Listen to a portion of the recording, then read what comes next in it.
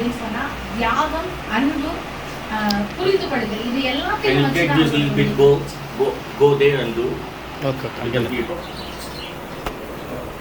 The pattern of the ministry what Jesus gave is totally different from today's churches. இன்னைக்கு இருக்கிற சபைகளுடைய வழிமுறைகளுக்கு முழுவதும் மாறாக அன்னைக்கு இயேசு ஆரம்பிச்ச ஊழியம் இருக்கு. That's why many people don't like Christianity. அதனாலதான் இன்னைக்கு கிறிஸ்தவ மார்க்கத்தை அநேகருக்கு பிடிக்க மாட்டேங்குது. Because they didn't follow the footsteps of Jesus Christ. ஏன்னா அவங்க ஆண்டவருடைய பாதபடிகளை பின்பற்றி வரல. Jesus' ministry was full of love. ஆண்டவருடைய ஊழியம் முழுவதுமாக அன்பில், very humble and simple. அவருடைய ஊழியம் ரொம்ப தாழ்மையா, ரொம்ப தன்மையா இருந்தது. But today's ministry, there is no love, everything money, everything name, authority, power, and Jesus didn't have that ministry. இன்னைக்கு இருக்கிற ஊழியத்துல எங்க பாத்தீங்க அப்படின்னு சொன்னாலும் பணம், பெருமை, அவங்களுக்கு அதிகாரம் வேணும், ஆழ்த்துவம் வேணும், இது எல்லாத்தையும் அவங்க எதிர்பார்க்கறாங்க. அதனாலதான் அவங்க ஆண்டவருடைய அன்பை பிரதிபலிக்க முடியல. God has a good news for you today. இன்னைக்கு ஆண்டவர் ஒவ்வொருத்தருக்கும் நல்ல விஷயத்தை சொல்ல வந்திருக்கிறார். The book of Isaiah chapter 60 says, the least of you will become 1,000, the least of you. And that's wonderfully written, the least of you, any one of you, and the Lord is willing to use you in the ministry. ஏசாயா தீர்க்கதரிசன புத்தகத்திலே சொல்லப்பட்டிருக்கிறது, சின்னவன் 1000 சிறியவன் பலத்த ஜாதியும் ஆவான் என்று சொல்லப்பட்டிருக்கிறது. The book of Isaiah chapter 60 verse 22, the least of you will become 1,000 and the smallest a mighty nation. ஏசாயா 60:22 வசனம் சொல்லுகிறது, சின்னவன் 1000 சிறியவன் பலத்த ஜாதியும் ஆவான், கர்த்தராகிய நான் ஏற்ற காலத்தில் இதை தீவிரமாய் நடப்பிப்பேன் என்று கர்த்தர் சொல்கிறார். The least of you, that means the smallest of you, will become 1,000, and the smallest, the least will become 1,000, and the smallest, that means small, very, very smallest, that will become a mighty nation. I'll tell you the one example for that. I have the best example for that. When I born, my mom died. Later on, my dad died. I have no idea what to do in my future. God became my father. At the age of 7, I heard Jesus spoke to me. இந்த கர்த்தருடைய வார்த்தையிலே சொல்லப்பட்டிருக்கிறது, உங்கள்ல இருக்கிற, இன்னைக்கு ஆண்டவர் உங்களுக்கு சொல்ற நல்ல விஷயம் அதுதான், உங்கள்ல யார் ரொம்ப சின்னவங்களா இருக்கிறீங்களோ அவங்க இன்னைக்கு 1000 ஆக போறீங்க. உங்கள்ல யார் ரொம்ப சிறியவனா இருக்கிறீங்களோ அவங்க பலத்த ஜாதியாக போறீங்க. அதுக்கு பெரிய எக்ஸாம்பிள் ஆண்டவர் யாரை சொல்லி இருக்கிறாரு அப்படின்னு சொன்னா, இன்னைக்கு வந்திருக்கிற ஐயாவை சொல்லி இருக்கிறாரு. ஐயாவுடைய லைஃப்ல அவங்க பிறக்கும் போது அம்மா இறந்து போயிட்டாங்க, அப்புறம் கொஞ்ச நாள்ல அப்பாவும் இறந்து போயிட்டாங்க. ஆனா 7வது வயதுல ஆண்டவர் அவரோடு கூட பேச தொடங்கினார். I have not seen my mom. I don't know how my mom will look like. How I never enjoyed anything from my mom. I only know my God as my father, as my mother. அவங்களோட அம்மாவை பத்தி அவருக்கு தெரியவே தெரியாது. அம்மாவை பார்த்ததில்ல, அம்மாவோட அன்பு எப்படின்னு தெரியாது, அம்மாவோட அரவணைப்பு என்னன்னு தெரியாது. ஆனா அவருக்கு தெரிஞ்சதெல்லாம் அவருடைய அம்மா, அப்பா எல்லாமே ஆண்டவர் இயேசு கிறிஸ்து மாத்திரம். At the age of 13, I was playing a soccer game and near to the airport, and we heard the spoken voice of God. I heard God call me by name. அவருடைய 13வது வயதுல ஏர்போர்ட்டுக்கு போயிட்டு இருக்கும்போது அவருடைய காதுல சத்தம் கேட்டுச்சு, ஆண்டவர் அவரை பேர் சொல்லி அழைத்தார். ஹalleluya. And the Lord said, I will take you in this flight to the nation, to the nation. I said, God, I don't have any money. I don't have a big family background, God. And the Lord said, the Lord will do. அவருக்கு 13 வயசுல அந்த இடத்துல ஒன்றுமே இல்ல. ஆனா அவருக்கு ஆண்டவர் சொன்னாரு, இந்த ஃளைட்ல நான் உன்னை ஏத்தி கொண்டு போவேன், உன்னை நான் பெரிய ஜாதியாக்குவேன் என்று சொன்னார். It's more than 30 over years gone today, and the Lord fulfilled what the Lord said. இன்னைக்கு 30 வருஷம் ஆயிருச்சு, ஆனா ஆண்டவர் அன்னைக்கு சொன்னதை என்னுடைய வாழ்க்கையில நிறைவேற்றினார். The Lord gave me a ministry in 78 countries in the world, right from my country, US and Canada, from there until Indonesia, all over the world, in Africa. Last week I was in Africa, Kenya, Nairobi. Before I was in Dubai, I was a ministry in Dubai. I would preach Dubai ministry in the big places. Everybody welcomed me. No one said anything no to me. Every country around the world, 78 countries, People welcomed me and no country said no to me. You know who did it? His name Jesus. Amen. Amen. அவருடைய ஊழியம் உலகம் முழுவதும் இருக்கிறது. 78 நாடுகள்ல ஊழியம் செஞ்சுக்கிட்டு இருக்காங்க. Last week அவங்க ஆப்பிரிக்காவுக்கு போயிருந்தாங்க, நைரோபியில ஊழியம் செஞ்சாங்க. அதுக்கு பிறகு துபாய் போனாங்க, துபாயில முஸ்லிம்கள் மத்தியில ஊழியம் செஞ்சாங்க. அவங்க ஊழியம் செஞ்ச காலத்துல யாருமே அவங்கள நீ ஏன் இங்க வந்து ஊழியம் செய்யறன்னு கேட்க முடியாத அளவுக்கு அவருக்கு ஒரு பெரிய மினிஸ்ட்ரியை கொடுத்து கத்த பயன்படுத்திட்டு இருக்கிறார். அவர் சொன்ன வார்த்தையை நிறைவேற்றுகிறவர். Amen. God chose me. God knows I will give my life to my God, which I did. ஆண்டவர் வந்து அவங்கள செலக்ட் பண்ணதுக்கான காரணம் என்ன அப்படின்னு சொன்னா, அவர் உங்களுடைய வாழ்க்கையை கர்த்தருக்கு என்று கொடுப்பார் என்பதை கர்த்தர் அறிந்திருந்தார். And God gave me everything in my life. God gave me the richest business in my country. Everyone knows me by name. Everything God gave me, but I didn't love all. I just threw everything. ஆண்டவர் அவருக்கு எல்லாத்தையும் கொடுத்திருக்கிறாரு. மிகப்பெரிய வசதியை கொடுத்திருக்கிறாரு. ஒரு பெரிய பிசினஸ கொடுத்திருக்கிறாரு. அவருடைய நாட்டுல அவருடைய பெயர் தெரியாதவங்க கிடையாது. அந்த அளவுக்கு ஆண்டவர் உயர்த்தி வச்சிருக்கிறார். ஆனா இது எல்லாத்தையும் அவர் நேசிக்கல, ஆண்டவர் தான் நேசிக்கிறார். ஹalleluya. Hallelujah. Whatever, I never asked God, give me God, bless me God, heal me. I never prayed, not even one day. I never asked God, but only one thing I prayed, Father, that your will be done in my life. அவர் எங்கேயுமே எப்பவுமே என்னைக்குமே ஆண்டவரிடத்துல என்னை ஆசீர்வதிங்க, எனக்கு அதை தாங்க இதை தாங்கன்னு கேட்டதில்லை. ஆனா அவருக்கு ஒண்ணு தெரியும், ஆண்டவர் அவரை விட்டு விலகுவதும் இல்லை, அவரோட கூட இருந்து ஆசீர்வதிக்க அவர் போதுமானவராக இருக்கிறார் என்பது மாத்திரம் தெரியும். The Lord blessed me. I like to be a pilot. And one day I asked God, I would like to be a pilot. God said, okay, come on, go and study. I became a pilot. அவருக்கு வந்து விமானி ஆகணும் அப்படின்ற ஆசை வந்துச்சு. நான் உடனே ஆண்டவர்கிட்ட கேட்டார், ஆண்டவரே நான் விமானி ஆகணும், ஆகாய விமானம் ஓட்டணும் அப்படின்னு சொல்லிட்டு, ஓகே நீ போய் படின்னு சொன்னாரு. இவரு போய் படிச்சாரு. ஆண்டவர் அவரை விமானி ஆக்கினார். God gave me a private jet flight, 58 passengers. God gave everything in my life. I threw everything, and I never loved all those stuff. And now you're just ministering to you. Amen. ஆண்டவர் வந்து அவருக்கு தனியா ஒரு விமானத்தை கொடுத்திருக்கிறார். 58 பேர் உட்கார்ற மாதிரி தனியா பிரைவேட் ஜெட் கொடுத்திருக்கிறாரு. அவர் எல்லாவற்றையும் ஆண்டவர் கொடுத்திருந்தும் ஆண்டவரை நேசிச்சாரு, உலக பொருளை நேசிக்கல. அதனாலதான் ஆண்டவர் இன்னைக்கு கொண்டு வந்து இந்த இடத்துல ஊழியத்துல. The reason God chose me in my family, God know before I born, I, William Chen, will sacrifice my life, and I will not love this world, and I will not love the money on the dollar, and I will not love the pleasure of the world, but I do will love my God. God knows that. Amen. ஏன் ஆண்டவர் வந்து இந்த ஐயாவை select பண்ணி இருக்கிறாங்க, choose பண்ணாங்க அப்படின்னு சொன்னா, தாயின் கருவில இருக்கும்போதே ஆண்டவருக்கு தெரியும் இவர் எல்லாவற்றையும் கர்த்தருக்காக விட்டுச்சு, கர்த்தருக்காக நிப்பாருங்கிறத அவர் அறிஞ்சிருந்ததுனால ஆண்டவர் அவரை செலக்ட் பண்ணாரு. அதற்கேற்றபடி இந்த உலகத்தை நேசிக்காம, இந்த உலக பொருளை நேசிக்காம, கர்த்தரையே நேசிச்சு கர்த்தருக்காக அவர் வாழ்ந்து கொண்டிருக்கிறார். Many times I ask God, why you choose me, God? All my family, they're very happy. They do everything what they want. They love everything. They have a beautiful life, wonderful life. Why I should be chosen by you? Why I should sacrifice my life? I question God even today. ஆண்டவரிடத்துல அவர் இன்னைக்கும் கேட்டுட்டு இருக்கிறாரு, ஏன் ஆண்டவரே என்ன select பண்ணீங்க? என் குடும்பத்துல எத்தனையோ பேர் இருக்கிறாங்க, அவங்களெல்லாம் நீங்க செலக்ட் பண்ணாம ஏன் என்ன ஆண்டவர் ஊழியத்துக்கு எடுத்தீங்க? எல்லாரும் சந்தோஷமா இருக்காங்க, அவங்க ஆசைப்படுறதெல்லாம் செய்யறாங்க, என்னால அதெல்லாம் செய்ய முடியல, நான் ஏன் உங்களால தெரிந்து கொள்ளப்பட்டேன்னு இன்னைக்கும் கேட்டுட்டு இருக்காரு. You know what the Lord said to them morning? இன்னைக்கு காலையில ஆண்டவர் என்ன சொன்னார் தெரியுமா? William, wherever I send you, you're going without asking why. ஏன் தெரியுமா உன்னை செலக்ட் பண்ணிக்கிறேன், நான் எங்க போக சொன்னாலும் ஏன்னு கேட்காமலே உடனடியாக போகிறதுனால தான் அப்படின்னு ஆண்டவர் இன்னைக்கு காலையில. And you never ask me any money, you never ask me any comfort, you never ask me anything. When I say go, you go. And you went.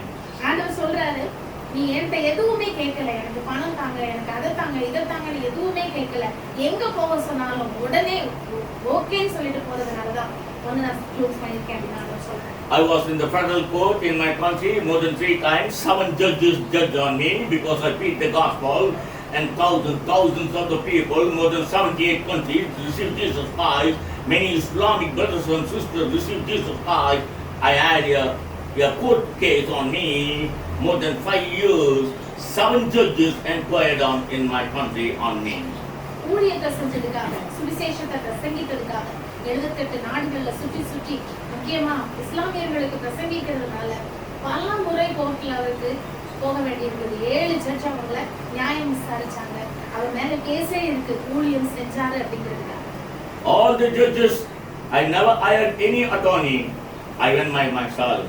அவர் தனக்குன்னு ஒரு தனியா ஒரு வக்கீல வச்சுக்கல, அவர் தானே தனக்காக வழக்காடி கொண்டிருந்தார். I was about to hire an attorney. Jesus said, "Don't hire any attorney. I am coming with you to the court." அவர் ஒரு வக்கீல தனக்காக ஆயத்தப்படுத்தலாம் அப்படின்னு சொல்லிட்டு அவரை ரெடி பண்ணலாம் அப்படிங்கும்போது ஆண்டவர் சொன்னாரு, நான் உன் கூட வரேன், நீ தனியா ஒரு வக்கீல வைக்கணுங்கிற அவசியம் இல்லை, நான் உன் கூட இருக்கேன்னு சொன்னார். In the federal court of America, there were 7 judges were sitting, and I went to the court with this Bible.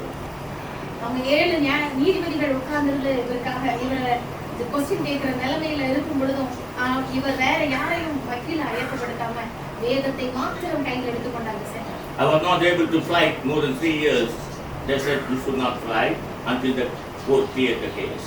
அந்த கேஸ் நடந்து கொண்டு இருக்கும் பொழுது அவரால் 3 வருஷம் எந்த நாடுகளுக்கும் பயணம் செய்ய முடியல, போகக்கூடாதுன்னு அவங்க No one knows what I went through. No one knows what I went through. I never opened my mouth anything to anybody. I never called any pastor to pray for me. My Father knows what I went through. அவருக்கு என்ன நடந்ததுன்னு யாருக்குமே தெரியாது, யாருக்கிட்டையும் சொல்லல, யாருக்கிட்டையும் phone பண்ணி எனக்காக ஜெபம் பண்ணுங்கன்னு கேட்கல, எந்த உதவியும் கேட்கல. ஆண்டவர் ஒருத்தருக்கு தான், அவருடைய தகப்பனாகிய கர்த்தர் ஒருவருக்கு தான் தெரியும் அவர் எந்த சூழ்நிலையை கடந்து சென்றார் என்று சொல்லி. I never sent any prayer request to anybody to pray for me, including my own churches, and I never asked them, please pray for me. I want to get rid out of the court case.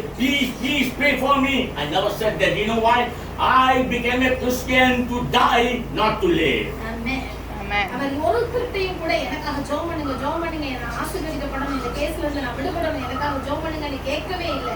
ஏன்னா அவருக்கு நல்லா தெரியும் ஆண்டவர் எதற்காக தன்னை அழைத்தார், எதற்காக இந்த சூழ்நிலையை கொண்டு வந்திருக்கிறார், இதுல இருந்து என்னால கடந்து வர முடியும் என்பதை கர்த்தர் செய்வார் என்பதை அவர் அறிந்திருந்தார். The first time in the federal court, all the 7 judges were there with all the long dress, and I was having a jacket. I was in the court with the Bible, and the first judge asked me, "Do you have an attorney for you, William?"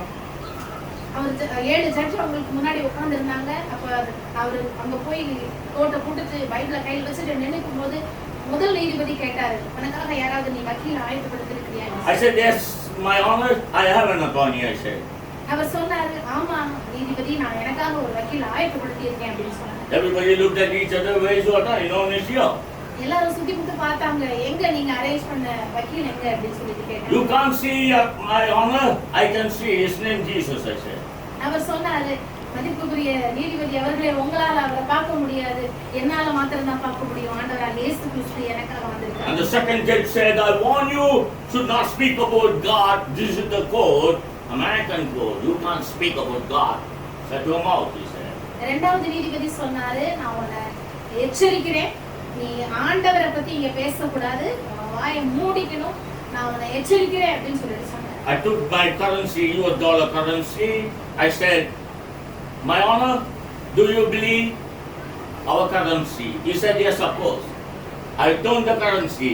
"Do you believe what is written in this currency?" And he was so silent. I said, "My honor, will you please answer to me?" He said, "Yes, I believe." "What is written, my honor?" "In God we trust." And that's a God I witness today in this court, I said. Praise the Lord. Amen. அவங்க இரண்டாவது நீதிபதி, நீ ஆண்டவரை பத்தி இங்க பேசக்கூடாது அப்படின்னு சொன்ன உடனே அவங்களுடைய டாலர், அவங்களுடைய நோட்டு, பண நோட்டை எடுத்து அவர் காமிச்சிட்டு, நீதிபதி அவர்களே, நீங்க நம்ம நாட்டுல இருக்கிற இந்த பணத்தை நீங்க நம்புறீங்களா, நீங்க மதிக்கிறீங்களான்னு கேட்ட உடனே, ஆமா நான் மதிக்கிறேன். இதுல என்ன எழுதி இருக்குன்னு உங்களுக்கு தெரியுமா அப்படின்னு சொல்லி கேட்ட உடனே, ஆமா இதுல எழுதி இருக்கு, ஆண்டவராக இயேசு கிறிஸ்துவின் மேல நாங்க நம்பிக்கை வச்சிருக்கிறோம்னு எழுதி இருக்கு. இந்த தெய்வத்தை தான் இன்னைக்கு நான் என் கூட கூட்டிட்டு வந்திருக்கிறேன். American dollar is the only dollar in the world is written, "In God we trust." அதுல ஒரே ஒரு பணத்துல மட்டும்தான், இந்த உலகம் முழுவதும் இருக்கிற பணத்துல அமெரிக்க டாலர்ல மாத்திரம்தான் ஆண்டவர் மேலதான் என்னுடைய நம்பிக்கை அப்படின்னு சொல்லிட்டு எழுதப்பட்டிருக்கு. And I talked with all the 7 judges and I said, "We vote in our currency, in our country, in God we trust." I preach the same God which is written in the Holy Bible. In this God we trust. In this God we made America. Not America. In this God we climb and we are the top number 1 in the world. And therefore I have a legal right to proclaim the name of Jesus, I said. Amen. அவர் சொன்னாரு, இந்த நோட்டை நாங்க மதிக்கிறோம், நம்ம நாட்டுல இருக்கிற எல்லாருமே மதிக்கிறோம். இந்த பண நோட்டை வச்சுதான் நாம வாழ்ந்துகிட்டு இருக்கிறோம். இந்த பண நோட்டுனாலதான் நம்மளுடைய நாடு மிகப்பெரிய மதிப்பை பெற்றிருக்கு. அப்படி இருக்கும்போது இந்த நோட்ல எழுதி இருக்கிற ஆண்டவரே என்னுடைய நம்பிக்கைன்னு சொல்ற அந்த ஆண்டவரை தான் நான் பிரசங்கம் பண்ணிட்டு இருக்கிறேன். அந்த ஆண்டவர் தான் இந்த வேதத்துல சொல்லப்பட்டிருக்குது. அந்த ஆண்டவருக்காக தான் நான் நிக்கிறேன்னு சொல்லிட்டு. And the court was dismissed, and the second, after 3 months, again I went to the court. Again I said the same thing. And the third time, third trial, on the third trial, they asked me the same question. I opened the Bible on the third trial. From the book of Genesis to the book of Revelation, I preached in the court. I'm the first man to preach the gospel in the federal court of America. Amen. அவங்க ரெண்டாவது தடவை அவங்களுக்கு நீதிபதி சொன்ன உடனே அவங்க court அன்னைக்கு முடிச்சுட்டு அனுப்பிட்டு ரெண்டாவது தடவை அவங்கள வர சொன்னாங்க. அப்போ கேட்டப்பையும் இதே பதில சொன்னாங்க. மூணாவது தடவை வர சொன்னாங்க. மூணாவது தடவையும் இதே பதில சொன்னாங்க. அவங்க திரும்ப கேட்கும் போது அவர் என்ன பண்ணிட்டாரு, வேதத்தை திறந்து ஆதியாகமத்துல இருந்து வெளிப்படுத்தின விசேஷம் வரைக்கும் இருக்கிற அத்தனை காரியங்களையும் அவங்களுக்கு அங்க உபதேசிக்க தொடங்கினார். அவர் தான் அந்த முதல் மனிதன். கோர்ட்ல ஆண்டவரை பிரசங்கித்த ஒரே மனிதன், முதல் மனிதன் தான் நம்முடைய சகோதரர் தான். அல்லேலூயா சொல்லுங்க. Hallelujah. The supreme judge who was among the 7 judges, and he called me next day and he said, I want to meet you. I said, why? You want to put one more case on me? And he said, no. I want you to see Jesus. And he said that. And I met the supreme judge and I baptized him by this on my hand. Amen. அவங்க இருந்த 7 நீதிபதிகள்ல முதன்மையான நீதிபதி இருப்பார் இல்லையா, அவர் அவருக்கு phone பண்ணி எனக்கு உங்களை பார்க்கணும், உங்ககிட்ட பேசணும்னு சொன்னாங்க. இவர் உடனே கேட்டாரு, ஏன் என் மேல இன்னொரு கேஸ் போட போறீங்களா அப்படின்னு சொல்லி கேட்டாரு. உடனே இல்ல, நான் ஆண்டவராக இயேசு கிறிஸ்துவை விரும்புறேன், அவரை நான் ஏற்றுக்கொள்ளணும்னு ஆசைப்படுறேன் அப்படின்னு சொல்லி கேட்டாரு. நம்ம ஐயா அவருக்கு ஆண்டவருடைய நாமத்துல அவருக்கு சுவிசேஷம் சொல்லி அவரை ரட்சிப்புக்குள்ள வழி நடத்தி ஞானஸ்நானம் கொடுத்தாங்க. ஹalleluya.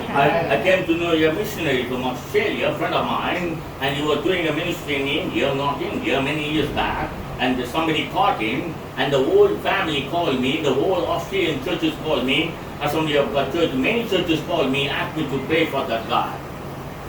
அவர் ஒரு ஆஸ்திரேலியாவிலிருந்து வந்த ஒரு மிஷனரியை பத்தி கேள்விப்பட்டாரு. அவர் இந்தியாவில் ஊழியம் செஞ்சாரு some years before. சில வருடங்களுக்கு முன்பதாக அவர் இங்க ஊழியம் செஞ்ச நாட்கள்ல அவர் மேல ஒரு பிரச்சனை வந்து அவருக்கு அகெயின்ஸ்டா எல்லாரும் அவங்களுக்கு எதிராக நடந்தப்போ அவங்கள நிறைய பேர் அவங்கள கால் பண்ணி இவர்கிட்ட இந்த பிரச்சனையில இருந்து விடுபடுறதுக்காக பேசினாங்க. I said I can't pray for him. அவருக்காக என்னால ஜெபிக்க முடியாதுன்னு because God sent him to India. ஆண்டவர் தான் அவரை இந்தியாவுக்கு ஊழியத்துக்கு அனுப்பி இருக்கிறார். Not to live but to die for Christ.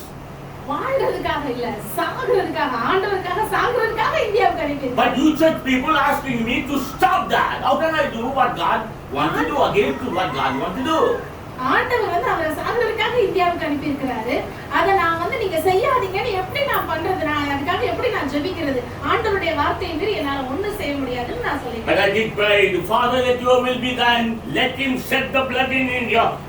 Let India become a Christian country. That's all I prayed. And finally, that guy was killed in India. That's okay. ஆனா அவர் ஜெபிச்சாரு, ஆண்டவரே உங்க சித்தம் நிறைவேறும், உங்க சித்தம் அவருடைய வாழ்க்கையில நிறைவேறட்டும், அவருடைய ரத்தம் இந்தியாவில் சிந்தப்படட்டும்னு நான் ஜெபிச்சேன். அதே மாதிரி அவரும் இந்தியாவில் கொல்லப்பட்டார், அவருடைய ரத்தம் இந்தியாவில் சிந்தப்பட்டது. And his wife called me after a couple of years and she talked to me, William, thank you for standing with the God's will in my husband's life. And she said, you are the only man who said, let the missionary die, because that's the will of God. We all born, we all become a Christian to die, not to live happy life. அந்த ஊழியக்காரருடைய அந்த மிஷனருடைய மனைவி சில வருடங்களுக்கு பிறகு யாருக்கு கால் பண்ணாங்க. அவருக்கு phone பண்ணி, நீங்க ஒருத்தர் தான் அவருடைய வாழ்க்கையில கர்த்தருடைய சித்தம் நிறைவேறட்டும், அவர் என்ன செய்யணும்னு சித்தம் வைத்திருக்கிறாரோ அது நிறைவேறட்டும்னு ஜெபிச்சீங்க. அதுக்கேற்ற மாதிரி அவருடைய சித்தம் நிறைவேறுச்சு என்று சொல்லி. From that day till now, 3 children, missionary children, and his wife, I'm taking care in everything in the life, good or bad. I'm taking care of them. You know what? We Christians, we are brothers, we are sisters. If we don't love each other, if we don't sacrifice what we have, we are a false Christian. We are hypocrites. we will be the liars. God don't want us. The reason God chose poor fishermen, poor people, the reason God foresaw the poor will sacrifice their life for the kingdom of God. ஆண்டவர் நம்மள உலகத்துல வாழ்றதுக்காக அழைக்கல, மரிக்கிறதுக்காக, அவருக்காக மரிக்கிறதுக்காக அழைச்சிருக்கிறார். அந்த மிஷனரியுடைய மனைவி, அவருடைய பிள்ளைகளை, அவருடைய வாழ்க்கைக்கு தேவையான எல்லாவற்றையும் இந்த நாள் வரையிலும் அவர் பார்த்துட்டு இருக்கிறார். அவருடைய தேவைகளை எல்லாத்தையும் சந்திச்சுட்டு இருக்கிறார். ஏன் ஆண்டவர் ஏழைகளை, மீனவர்களை தன்னுடைய ஊழியத்துக்கு என்று அழைச்சார் அப்படின்னு சொன்னா, அவங்கதான் கர்த்தருக்காக எல்லாவற்றையும் விட்டுச்சு கர்த்தருடைய நாமத்தை மகிமைப்படுத்தும்படியாக நிற்பாங்க அப்படின்னு சொல்லிட்டு ஆண்டவர் அவங்க மேல நம்பிக்கை வச்சிருக்காரு. One thing I want to tell you, if you really love Jesus, you should be ready to do what God wants to do.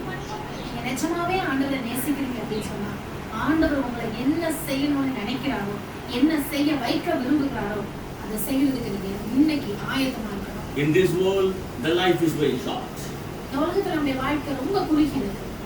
This world is not a permanent house for us. இந்த வாழ்க்கை நமக்கு நிரந்தரமான ஒரு வாழ்க்கை கிடையாது. The kingdom of God, the heaven, that's our permanent home. நம்முடைய நிரந்தரமான வாழ்க்கை, நம்முடைய நிரந்தரமான வீடு பரலோகத்துல இருக்கு. And that's where we got to focus, that's where we got to concentrate, that's where we got to fix our eyes, that's where our heartbeat should be day and night. நம்மதான் பரலோகத்தின் மேலதான், அந்த நிரந்தர வீட்டின் மேலதான் நம்முடைய ஆசை, நம்முடைய எண்ணம், நம்முடைய வாஞ்சை, நம்முடைய தாகம் எல்லாமே இருக்கணும். அதை குறிச்சே நம்முடைய வாழ்க்கை ஓடிக்கொண்டு இருக்கணும். More than 30 years, 35 years back, I have nothing in my life. 30-35 வருடங்களுக்கு முன்பதாக அவருடைய வாழ்க்கையில ஒன்றுமே இல்லை. Today, I got everything in my life. இன்னைக்கு எல்லாத்தையும் ஆண்டவர் தந்திருக்கிறார். But I didn't keep everything. I gave it to thousands of the children and missionaries, families, around 78 countries. I gave everything to everybody. ஆனா கர்த்தர் எல்லாத்தையும் தனக்கு தந்திருக்கிறாரு. எல்லாத்தையும் அவரே வச்சுக்கல. 78 நாடுகள்ல இருக்கிற ஊழியர்களுக்கு, மிஷனரிகளுக்கு, அவங்களுடைய பிள்ளைங்களுக்கு, ஊழியக்காரர்களுக்கு, சபைகளுக்கு அவர் கொடுத்து கர்த்தருடைய நாமத்தை பிரஸ்தாபப்படுத்துவதற்கு எல்லாவற்றையும் செஞ்சுட்டு இருக்கிறார். I don't want to save and store anything in the world.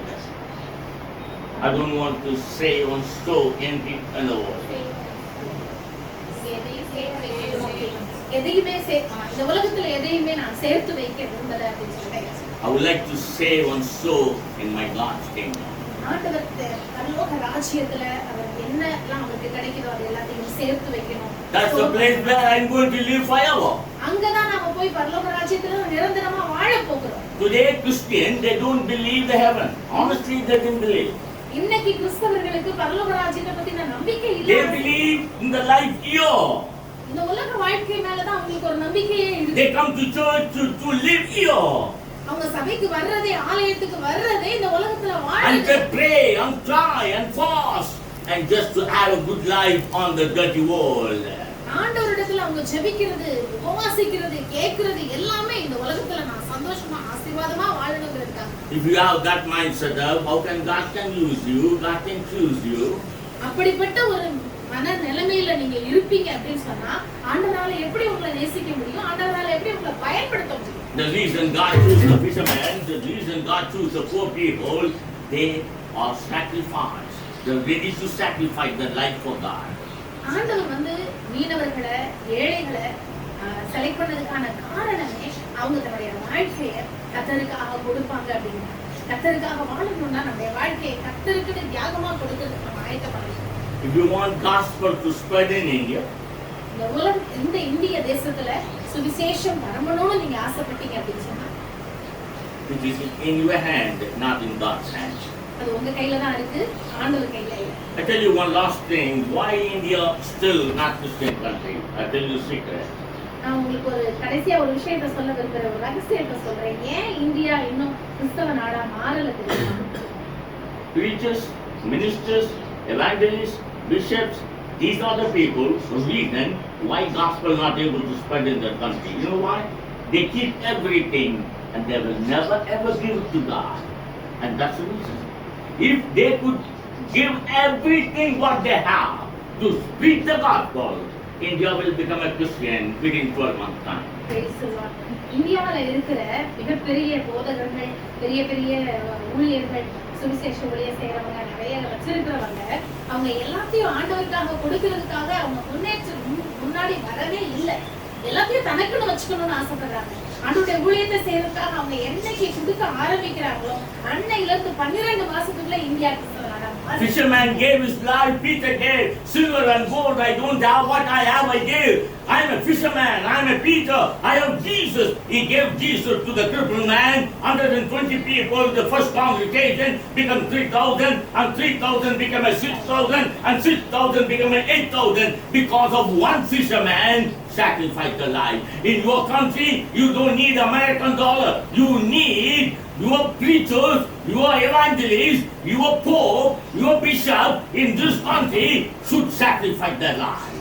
ஒரே ஒரு பேதுரு தன்னுடைய வாழ்க்கையை ஆண்டவருடைய சமூகத்துல சமர்ப்பிச்சு, வெள்ளியும் பொண்ணும் என்னிடத்தில் இல்லை, என்னிடத்தில் உங்களுக்கு என்னிடத்தில் இருக்கிறதை உங்களுக்கு தருகிறேன் அப்படின்னு சொல்லிட்டு நசரேயனாகிய நான் இயேசுவின் நாமத்தினாலே எழுந்து நடன்னு சுவிசேஷம் சொல்ல ஆரம்பிச்சாரு. அவர் சொல்ல ஆரம்பிச்சதுனால, தன்னுடைய வாழ்க்கையை அர்ப்பணிச்சதுனால 20 பேர் 3000 பேர் ஆனாங்க, 3000 6000 ஆனாங்க, 6000 8000 ஆனாங்க. அவங்க பெருகிக்கிட்டே இருந்தாங்க. இன்னைக்கு இந்திய தேசத்துல இருக்கிற பெரிய பெரிய ஊழியர்கள், பெரிய பெரிய சுவிசேஷகர் தமிழகத்துல இருக்கிறத கொடுக்க ஆரம்பிச்சாங்க அப்படின்னு சொன்னாங்க.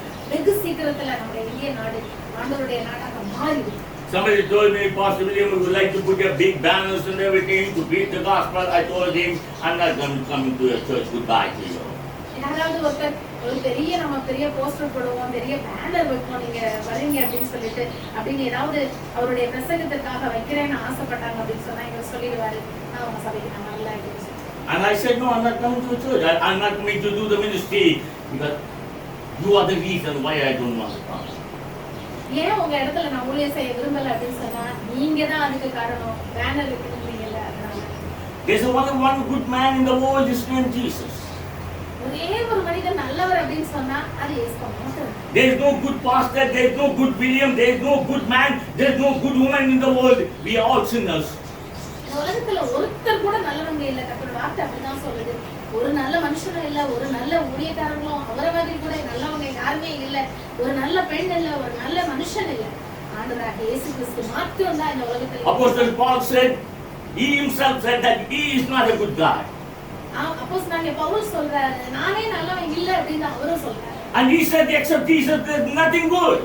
இந்த உலகத்துல ஆண்டவரை தவிர, இயேசுவை தவிர எதுவுமே நல்லது இல்ல அப்படின்னு சொல்லிட்டாரு. If you are not good, why do you need a big banner for what?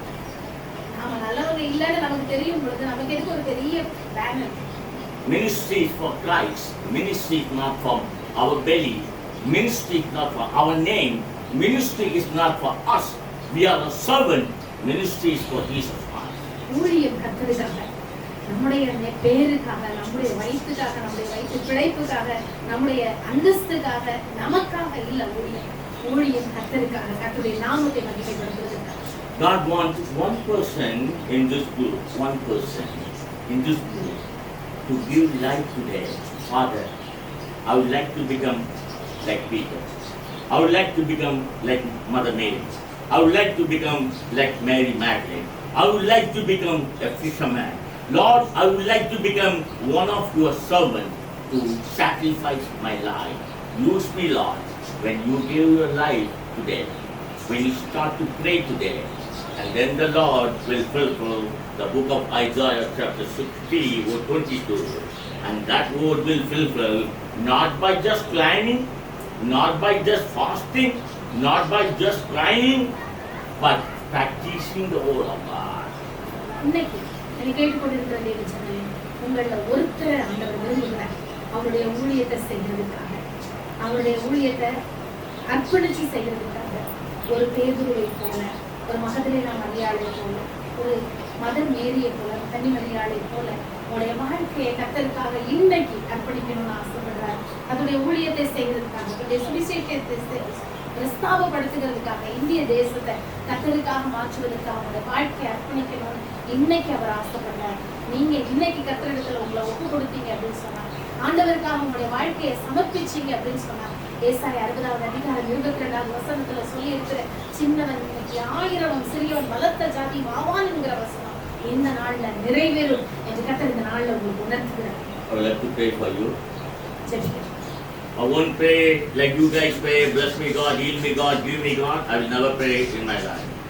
நான் கண்டிப்பா அவர் சொல்றாரு, ஐயா சொல்றாரு, நம்மெல்லாம் ஜெபிக்கிற மாதிரி ஆண்டவரே என்ன ஆசீர்வதிங்க, என்ன பெரியவனாக்குங்க, எனக்கு அதை தாங்க இருந்தாங்கன்னு நான் கண்டிப்பா ஜெபிக்க மாட்டேன். I only will pray, Father, may your will be done in the children's life. அவர் கண்டிப்பா ஒரே ஒரு பிரேயர் தான் பண்ண போறாரு, ஆண்டவரே உங்க சித்தம் உடைய பிள்ளைகளாகிய இவருடைய Your will be done in your சித்தம் life. நிறைவேறட்டும். The will of your Father be done in your life. பிதாவுடைய சித்தம் உடைய வாழ்க்கையில நிறைவேறட்டும். God's will is a supreme will than anyone will in your life. ஆண்டவருடைய சித்தம் இந்த உலகத்துல இருக்கிற யாருடைய நினைவுகளுக்கும் அப்பாற்பட்டது. Shall we pray? Prayer. I want every one of you to think for a 1 second. I'm the living testimony to you. I went through every suffering in my life. You have no idea how many times people literally beaten me because I preached the gospel. With all the beat and pain, again, I went to preach the gospel. You know why? I love my Jesus. Do you love Jesus? Do you love truly? We do. If you love Jesus more than you love anyone in the world, you will not love this world. You will not love anything in the world. இன்னைக்கு உங்க எல்லார்கிட்டையும் ஒரே ஒரு விஷயத்தை ஐயா சொல்ல விரும்புறாங்க. அவர் இந்த வாழ்க்கையில அவர் வாழ்ந்து அவர் சாட்சியா வாழ்ந்துகிட்டு இருக்கிறார். உலகத்துல அவர் ஊழியத்தை செஞ்சதுக்காக, சுவிசேஷத்தை பிரசங்கித்ததுக்காக அநேக முறை அடிக்கப்பட்டார். எல்லாவற்றையும் அவர் சகித்தது ஆண்டவருடைய நாமம் மகிமைப்படணுங்கிறதுக்காக. இன்னைக்கு உங்கள யாராவது ஒருவராவது கர்த்தரிடத்துல முழுமையா அர்ப்பணிச்சு நான் உங்களுக்காக நிற்பேன், உங்களுக்காக சாட்சியா நிற்பேன், உங்களுக்காக நான் எல்லாவற்றையும் இழந்து எல்லாவற்றையும் விட்டுட்டு நீங்க என்ன செய்ய சித்தம் வைத்திருக்கிறீங்களோ அதை நான் செய்யறேன் டாடின்னு சொல்லி வருவீங்கன்னு இன்னைக்கு உங்களுக்காக ஜெபிக்க போறாங்க. So in the morning I started 4 in the morning. I got up 3 o'clock. I took shower and get up ready. I started the car at 4 in the morning to go to some place. I even don't know the name of the place. 2 hours drive. After done everything, I came here. You know why? You know why I'm doing it? Because I love Jesus. இன்னைக்கு காலையில 3 மணிக்கு ஐயா எழுந்திருச்சு அப்படியே குளிச்சு கிளம்பி 4 மணில இருந்து எங்கெல்லாமோ போயிட்டு எங்கெல்லாமோ ஊழியத்தை செஞ்சுட்டு இன்னைக்கு இந்த நேரத்துல இங்க வந்து நிக்கிறாங்க. எதனால தெரியுமா? கர்த்தரை நேசிக்கிறதுனால. If you love God, you will sacrifice your life to Jesus. நீங்க நிஜமாவே ஆண்டவரை நேசிச்சீங்கன்னா நிச்சயமா உங்களுடைய வாழ்க்கையை கர்த்தருக்காக தியாகம் பண்ணுவீங்க. Seek the kingdom of God first, and all these things shall be added unto you. முதலாவது தேவனுடைய ராஜ்யத்தையும் அவருடைய நீதியையும் தேடுங்கள், அப்பொழுது இவை எல்லாம் கூட கொடுக்கப்படும். This world is not a permanent life to you and me. இந்த உலகம் நமக்கு நிரந்தரமான ஒரு வாழ்க்கை கிடையாது. But there is a life with the Jesus. நமக்கு ஒரு வாழ்க்கை இருக்கு ஆண்டவராகிய இயேசு கிறிஸ்துவோடு. Abraham looked for that, Moses looked for that, and David looked for that, apostle looked for that, everyone looked for that. Abraham அதைத்தான் தேடிக்கிட்டு இருந்தாரு, தாவீது அதைத்தான் தேடினார், மோசே அதைத்தான் தேடினார், அப்போஸ்தலர்கள் அதைத்தான் தேடினாங்க. வேதத்துல சொல்லப்பட்டிருக்கிற அத்தனை பேரும் அதைத்தான் தேடினாங்க. That's what we got to seek in our life. இன்னைக்கு நாம அதைத்தான் தேடி ஆகணும். But don't worry, your Father knows what you want to live in the world. ஆனா கவலைப்படாதீங்க, ஆண்டவர் உங்களுக்கு என்ன தேவை என்பதை அறிந்திருக்கிறார். He is your Father, He will take care of you. அவர் உங்களுடைய தகப்பன், அவருக்கு எல்லாம் He will never leave you, He will never forsake you, He will take care of you. But you should love God more than you love anything, anybody in the world. அவர் உங்களை விட்டு விலகுவதில்லை, உங்களை கைவிடுவதில்லை. இந்த உலகத்துல உங்களுக்கு என்ன தேவையோ அதை தர்றதுக்கு போதுமானவரா இருக்கிற இந்த உலகத்துல இருக்கிறவங்க யாரை காட்டிலும் அதிகமா உங்களை நேசிக்கிறது அவர் ஒருவர் மாத்திரம். Are you ready to sacrifice to love God? நீங்க ஆயத்தமா இருக்கீங்க? உங்க வாழ்க்கையை கர்த்தருக்காக தியாகம் பண்ணிட்டு ஆண்டவரை நேசிச்சு ஆண்டவருக்காக வாழ ஆயத்தமா இருக்கீங்க? Daniel did in his life. தானியேல் அவர் செஞ்சார். Shadrach, Meshach, Abednego, they did in their life. Shadrach, Meshach, Abednego அதை அவங்க வாழ்க்கையில செஞ்சாங்க. They are ready to die for Christ. அவங்க ஆண்டவருக்காக மரிக்க தீயில இறங்குனாங்க. The Lord raised them next to the kings of the world. ஆண்டவர் அவங்களை பெரிய ராஜாக்களுக்கு அடுத்தபடியாக உட்கார வச்சார். The same God doing in my life. அந்த ஆண்டவர் இன்னைக்கு ஐயாவுடைய வாழ்க்கையை உயர்த்தி கொண்டே And the இருக்கிறார். same God will do in your life if you love God more than you love anybody, anything. And if you sacrifice your life God, if you focus only God's kingdom, not on the earth. அந்த ஆண்டவர், அதே ஆண்டவர் உங்களுடைய வாழ்க்கையும் ஆசீர்வதிச்சு உயர்த்த இந்த உலகத்துல இருக்கிற எல்லாவற்றையும் விட எல்லாரையும் விட ஆண்டவரை நீங்க நேசிக்கும் போது உங்களை உயர்த்தி வைக்க போதுமானவராக இருக்கிறார். But I pray for the children, may your will be done in the life. Help your children to love you and more than they love anybody, anything in the world. In Jesus' name we pray. கர்த்தாவே, பிதாவாகிய தெய்வமே, உலகத்தில் இருக்கிற எல்லாரையும் விட எல்லாவற்றையும் விட உடைய பிள்ளைகளாகிய இவர் கர்த்தாவே உம்மை நேசிக்க, உடைய சித்தத்தை செய்ய, உடைய அன்பை பகிர்ந்து கொள்ள, சுவிசேஷத்தை செய்ய நம்முடைய வாழ்க்கையை அர்ப்பணிக்கும்படியாக ஜெபிக்கிறோம். நம்முடைய வாழ்க்கையில உங்க சித்தம் நிறைவேறும். இவை எல்லாவற்றையும் இயேசுவின் நாமத்தில் கேட்கிறோம் என்ற ஜீவனுள்ள பிதாவே. Thank you.